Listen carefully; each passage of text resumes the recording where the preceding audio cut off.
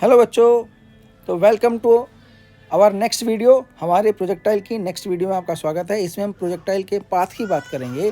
Equation of projectile path को हम देखेंगे कि इक्वेशन ऑफ प्रोजेक्टाइल का पाथ क्या होता है या प्रोजेक्टाइल पाथ की इक्वेशन क्या होती है, उसके बारे में हम यहाँ पढ़ेंगे कि ये कैसी इक्वेशन होती है, क्योंकि इस पर डायरेक्ट क्वेश्चन पूछा जाता है।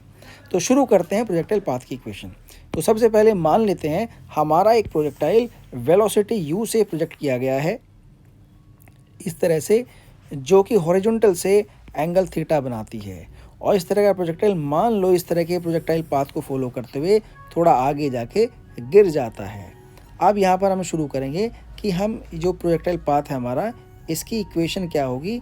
इसके बारे में अगर मुझे किसी प्रोजेक्टाइल पाथ की इक्वेशन फाइंड करनी है तो ये हमारा एक्स एक्सिस है और ये वाई एक्सिस है, तो उसके एक्स और वाई एक्सिस के बीच के रिलेशन को फाइंड कर लेना है और वही एक्स वाई प्लेन में उसकी पाथ की इक्वेशन बन जाती है। तो यहाँ पर अगर मुझे एक्स और वाई के बीच में रिलेशन फाइंड करना है तो पहले तो मुझे एक्स फाइंड करना होगा किसी टाइम टी पर। तो यहाँ पर जो एक्स डायरेक्शन में इसकी वेलोसिटी होगी ये होगी यू एक्स, जो कि हो जाएगी यू कॉस थीटा के बराबर। और इसी तरह जो वाई डायरेक्शन में इसकी वेलोसिटी होगी वो होगी यू वाई, और जो कि बन जाएगी यू साइन थीटा के बराबर। अब मान लो किसी टाइम टी पर प्रोजेक्टाइल यहाँ पर है, तो यहाँ पर मान लो इसने एक्स डायरेक्शन में एक्स डिस्टेंस कवर किया और मान लो इसने वाई डायरेक्शन में वाई डिस्टेंस कवर किया। तो इस एक्स और इस वाई में इस एक्स और इस वाई में रिलेशनशिप फाइंड करने को ही मुझे इस जो प्रोजेक्टाइल का पाथ है उसकी इक्वेशन फाइंड करना होता है। तो अब यहाँ पर जो प्रोजेक्टाइल है वो दो डायरेक्शन में मूव कर रहा है, हॉरिजॉन्टल डायरेक्शन में और वर्टिकल डायरेक्शन में, और दोनों डायरेक्शन में साइमल्टेनियसली मूव कर रहा है। तो हॉरिजॉन्टल डायरेक्शन में जो इसकी काइनेटिक्स है वो यू कॉस थीटा से गवर्न होती है, क्योंकि हॉरिजॉन्टल डायरेक्शन में कोई एक्सेलरेशन नहीं है। और वर्टिकल डायरेक्शन में जो इसकी काइनेमेटिक्स है वो यू साइन थीटा और एक्सेलरेशन जी से गवर्न होती है, जो कि नीचे के डायरेक्शन में है, क्योंकि वर्टिकल डायरेक्शन में एक एक्सेलरेशन भी है जो वर्टिकली डाउनवर्ड नीचे के डायरेक्शन में लग रहा है। अब यहाँ पर ध्यान से देख लेते हैं, क्योंकि एक्स डायरेक्शन में वेलोसिटी कांस्टेंट है तो एक्स की वैल्यू आ जाएगी you x into T, constant velocity का फॉर्मूला लग जाएगा। तो एक्स इक्वल्स टू आ जाएगा यहाँ पर u cos थीटा, जो कि हॉरिजॉन्टल डायरेक्शन में वेलोसिटी है, इनटू टाइम। तो स्पीड इनटू टाइम का फॉर्मूला लगा दिया और यहाँ से मैं टाइम की वैल्यू भी फाइंड कर सकता हूँ।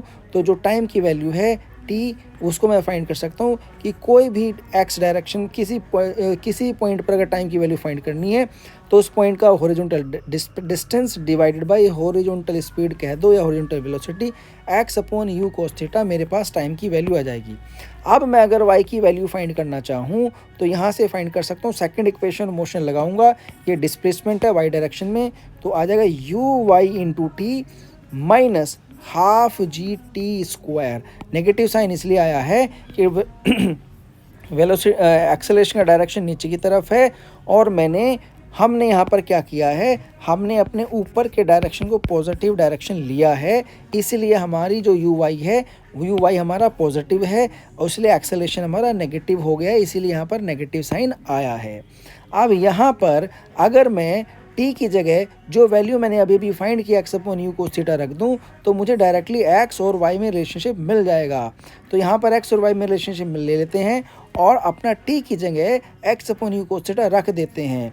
तो यू वाई कितना है मेरा, यू वाई है u sine theta, into t की जगह मैं रख देता हूँ x upon u cos theta minus half into g.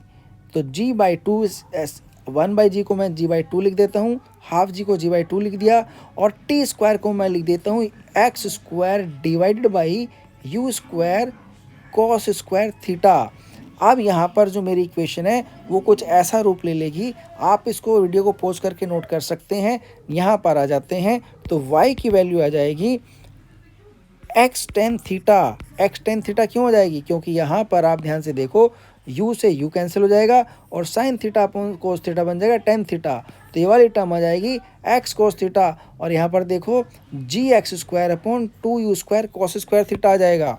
तो नेक्स्ट टर्म जो मेरी आएगी minus g x square divided by 2u square cos square theta, ये टर्म आ जाती है। अब ये जो है मेरी प्रोजेक्टाइल की इक्वेशन आ गई है। आप इस प्रोजेक्टाइल की इक्वेशन को ध्यान से देखो। ये प्रोजेक्टाइल की इक्वेशन y में फर्स्ट डिग्री है, यानी कि y की पावर 1 है यहाँ पर, और जबकि x में ये सेकंड डिग्री है क्योंकि x की पावर 2 है यहाँ पर। तो कोई भी इक्वेशन अगर एक वेरिएबल में फर्स्ट डिग्री है और दूसरे वेरिएबल में सेकंड डिग्री है तो वो एक पैराबोला की इक्वेशन होती है। एक पैराबोला की इक्वेशन है XY प्लेन में। तो इससे हमें ये पता चलता है कि जो प्रोजेक्टाइल का पाथ है वो पैराबोलिक पाथ होता है अगर इसमें हमारा जो एक्सेलरेशन है जी वो कांस्टेंट हो। तो अगर क्वेश्चन आता है डायरेक्टली कि prove that पैराबोल projectile path of a projectile is parabolic, तो हमें ये इक्वेशन प्रूफ करके दिखानी है और कहना है in this equation y is in first degree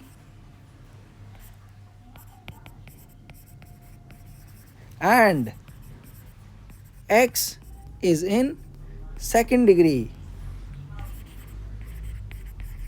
So this is an equation of a parabola. और जिससे क्या पता चलता है, जिससे ये पता चलता है पाथ ऑफ अ प्रोजेक्टाइल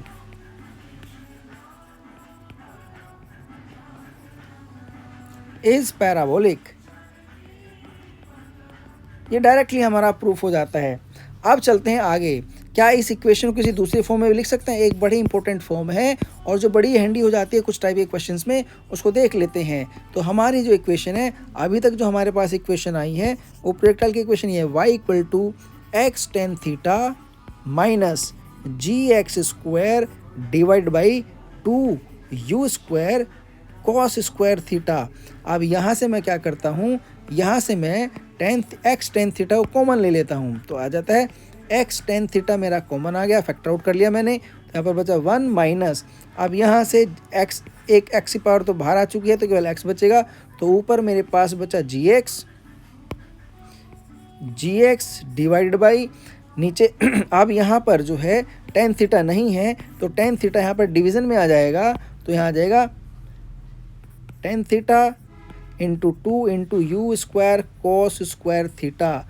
अब यहाँ पर देखो बच्चे, यहाँ पर खेल होने वाला है, ध्यान से देख लेना। तो y की वैल्यू मेरे पास आ गई है x tan थीटा, ब्रैकेट के अंदर है 1 माइनस, ऊपर मैं रखूँगा x को, और यहाँ पर tan थीटा को लिखूँगा मैं sin theta divided by cos theta into 2 into u² cos square theta, और जो ये g ऊपर था इस g को मैं नीचे ले आया हूँ डिनोमिनेटर के भी डिनोमिनेटर में, तो ये नीचे आ जाएगा यहाँ पर डिवाइडेड बाई g। अब ध्यान से देखना बच्चों, ये जो मेरा cos थीटा है यहाँ से इसकी cos पावर कैंसिल हो गई। आप ध्यान से देखो 2 sin थीटा cos थीटा, ये sin 2 थीटा का फार्मूला बन गया है। और इस तरीके से यहाँ पर मेरे पास जो इक्वेशन आई है वो कुछ इस तरह की इक्वेशन होगी भाई, y equals to x tan theta 1 minus x, नीचे क्या लिखूँगा u² sin 2 थीटा। क्यों? क्योंकि 2 sin theta cos theta sin 2 theta बन गया है, और डिवीज़न में क्या जाएगा g। आप ध्यान से देखो, क्या ये आपको कोई जानी पहचानी टर्म लग रही है? यस, ये तो हमारी हॉरिजॉन्टल रेंज r है। तो अब जो इक्वेशन है वो कुछ इस नए रूप में आ गई है, क्या? y equals to x tan theta into 1 minus x upon r। ये जो हमारा इक्वेशन का रूप है ये बहुत हैंडी हो जाता है। कब? कुछ क्वेश्चंस ऐसे आते हैं जिनमें ये बिल्कुल हैंडी हो जाता है। अभी देख लेते हैं कैसे क्वेश्चंस हैं, ठीक है? तो आप सभी बच्चे वीडियो को पॉज कर कहीं यहीं नोट कर लें इसको।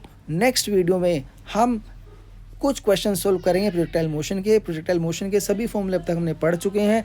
नेक्स्ट वीडियो में केवल प्रैक्टिस करेंगे और बहुत अच्छी वीडियो होने वाली है। तो नेक्स्ट वीडियो को देखने के लिए हमारे चैनल को लाइक एंड सब्सक्राइब करें और बेल आइकन ज़रूर दबा दें। तब तक के लिए बाय बच्चों।